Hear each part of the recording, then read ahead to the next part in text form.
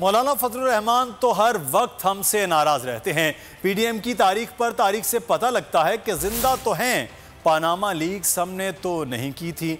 वहां बैठकर बड़ी बड़ी बातें करना आसान है। जिनकी ऑडियो लीक हुई वो खुद डिफेंड करे। वजीर सेहत पंजाब यास्मीन राशिद कहती हैं, महंगाई पूरी दुनिया में है, अब तक 46,000 नौकरियां दे चुके हैं, मजीद 22,000 नौकरियां देने जा रहे हैं।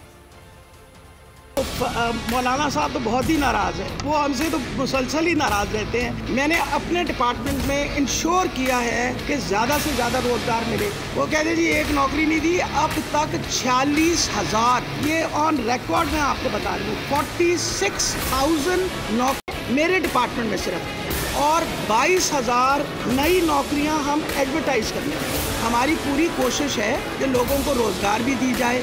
प्राइम मिनिस्टर की पूरी कोशिश है। सब्सक्राइब करें और बेल दबाएं ताकि कोई खबर रह न जाए।